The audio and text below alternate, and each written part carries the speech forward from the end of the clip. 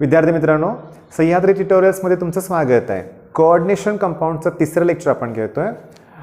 पहिल्या लेक्चरमध्ये आपण ना वर्नर्स थिअरी कव्हर केलेली आहे. मग ते प्रायमरी व्हॅलन्स, सेकंडरी व्हॅलन्स, बरेचसे सगळे पॉईंट्स आपण विथ MCQs कव्हर केलेत.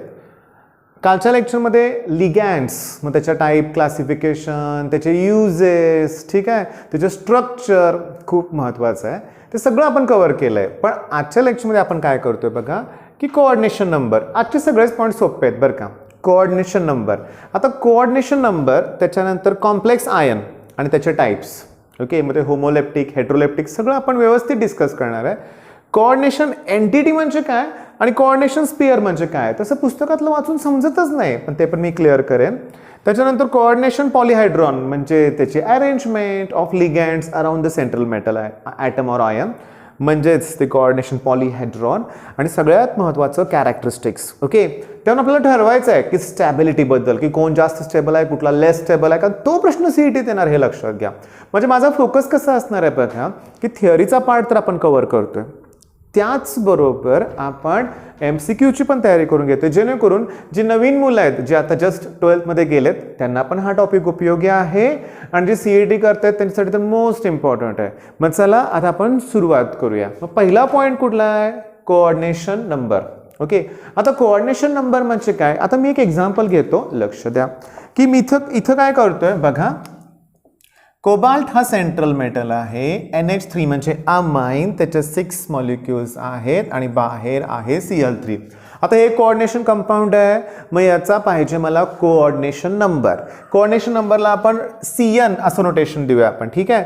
मग याचा कोऑर्डिनेशन नंबर 6 आहे. का?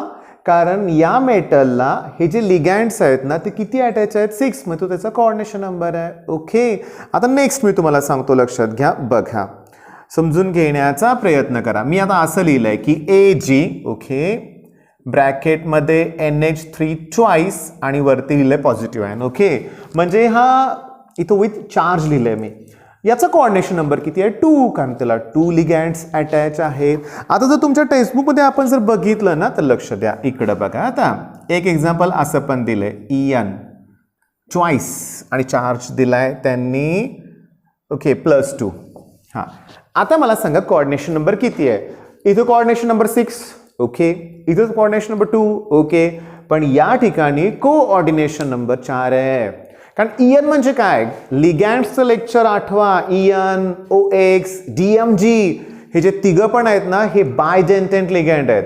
त्यात 2 डोनर ॲटम असतात, म्हणजे एका मॉलिक्युलमध्ये 2 डोनर झाले, म्हणजे एका EN मध्ये 2 डोनर आहेत, लक्षात घ्या. मग 2 मध्ये किती असणार आहे? 4. तेव्हा याचा कोऑर्डिनेशन नंबर किती आहे? 4. म्हणजे तुमच्या लक्षात आलं का मित्रांनो की तुम्हाला हा पॉइंट करणं गरजेचं आहे. लिगँड्स अतिशय महत्वाचं आहे, कारण त्याच्याशिवाय कोऑर्डिनेशन नंबर जमणारच नाही तुम्हाला.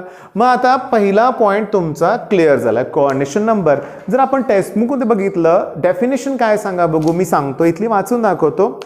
Number of ligands which are directly bonded to the central metal or ion in a coordination compound. ही त्याची डेफिनेशन आहे. पण बायडेंटेंटला, मल्टीडेंटेंटला किती डोनर आहेत याच्यावर त्याचा कोऑर्डिनेशन नंबर ठरतोय, हे पण लक्षात घ्या. मग पहिला पॉइंट क्लिअर झाला तुमचा.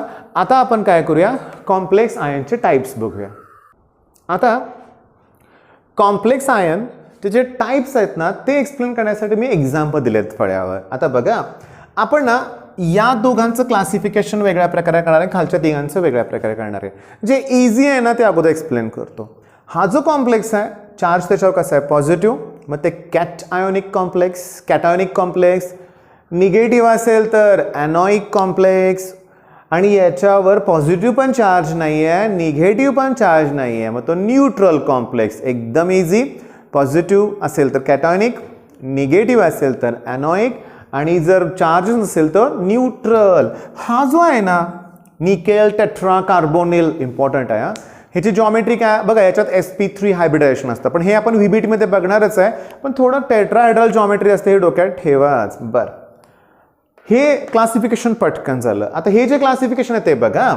कोबाल्ट त्याचा कोऑर्डिनेशन नंबर 6 आहे. ओके, आणि हो, कोऑर्डिनेशन नंबर मगाशी मी एक्सप्लेन केलं, पण त्यात 4 आणि 6 हे कॉमन कोऑर्डिनेशन नंबर आहेत, हे लक्षात घ्या, ठीक आहे.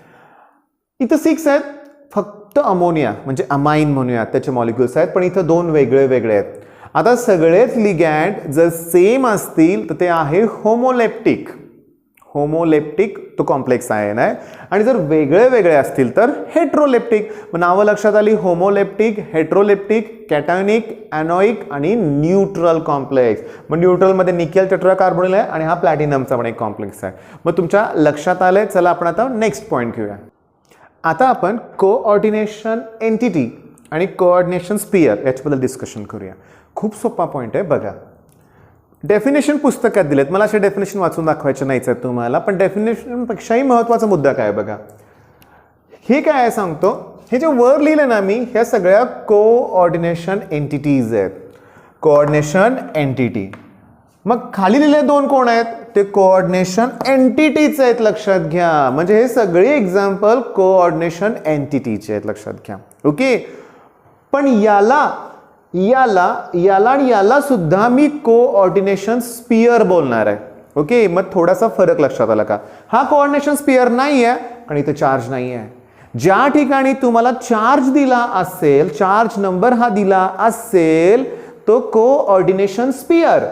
आणि जिथं नाही आहे ते कोऑर्डिनेशन एंटिटी. मग तसं पण नाही आहे. समजून घ्या मुद्दा काय बघा.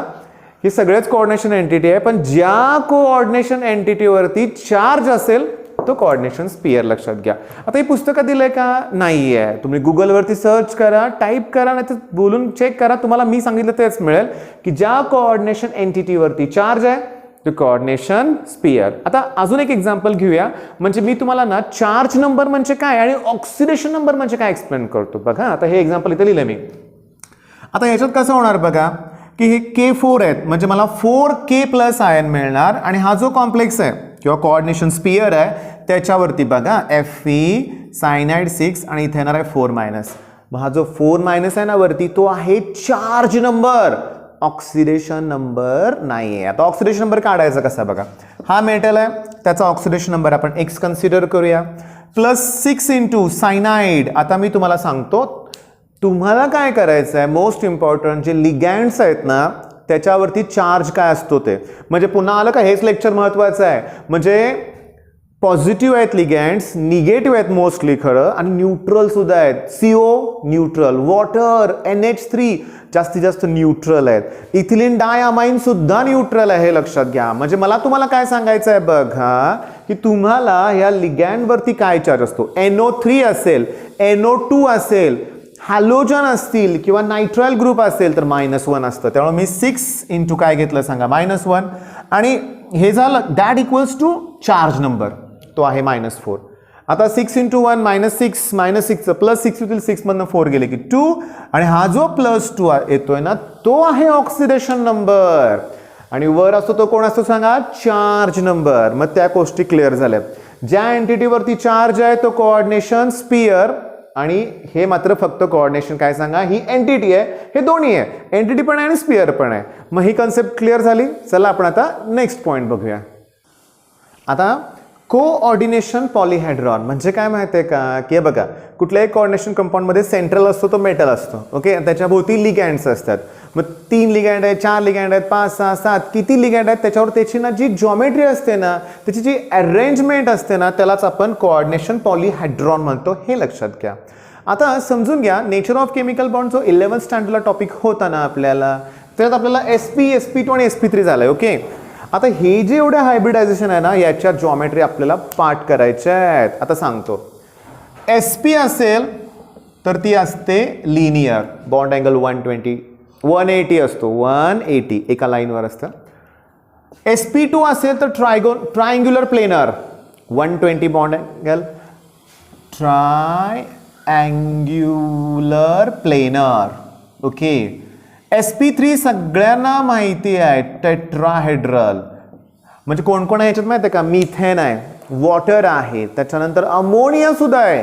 हे सगळे टेट्राहेड्रल आहेत. आणि निकेल टेट्राकार्बोनिल पण आहे, NiCO4.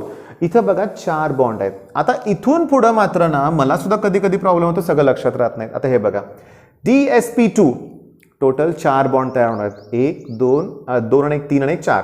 मग इथं अरेंजमेंट आहे ती आहे स्क्वेअर प्लेनर, लक्षातच ठेवा, स्क्वेअर प्लेनर.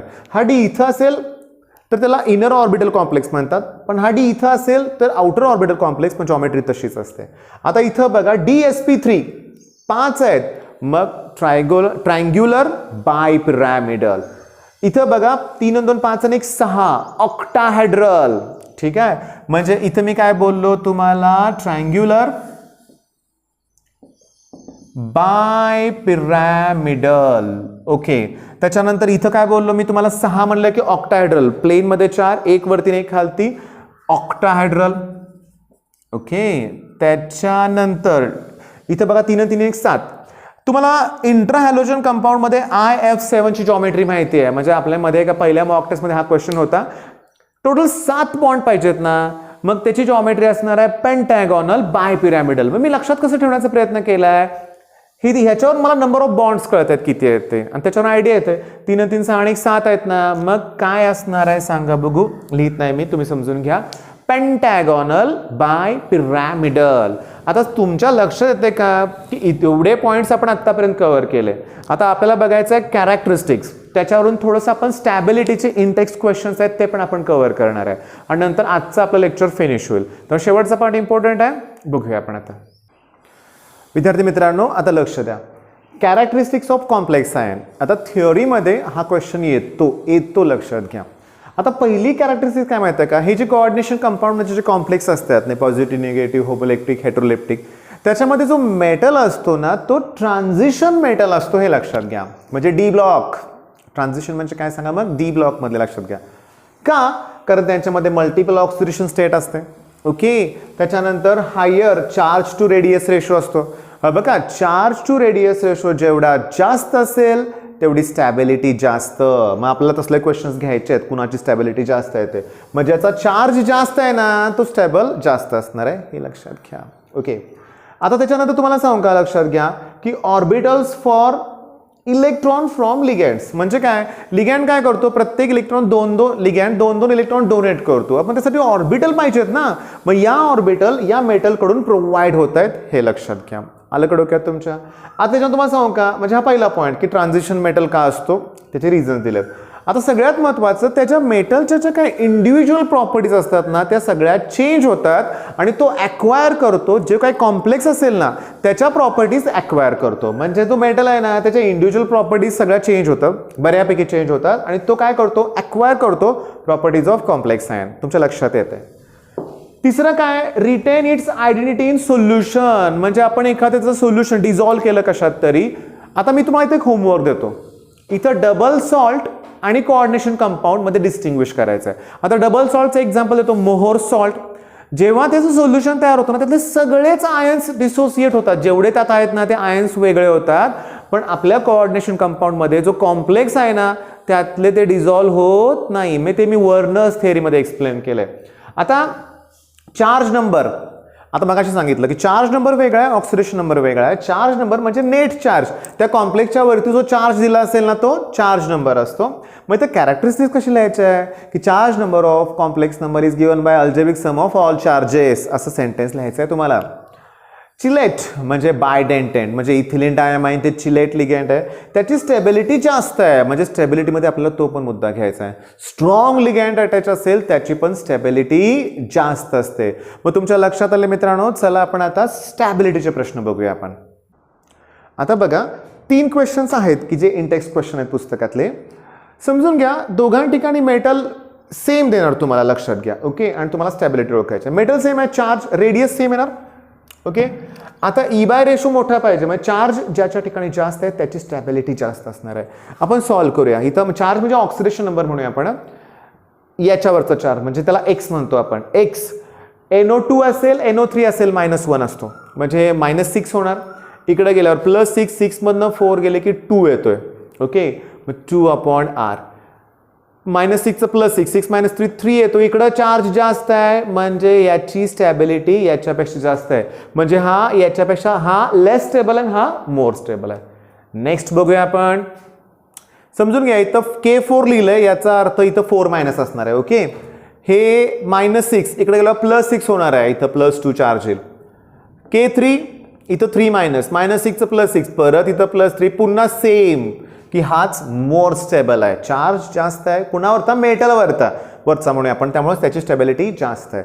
आता समजून घ्या इथं बघा 6 ओके, आता चार्ज दोन्ही ठिकाणी सेम आहे, मग तसं नाही आहे, याच्यापेक्षा हा स्ट्रॉंग लिगँड आहे, लक्षात घ्या, त्याच्यामुळं ना काय होणार, याची स्टॅबिलिटी जास्त आहे.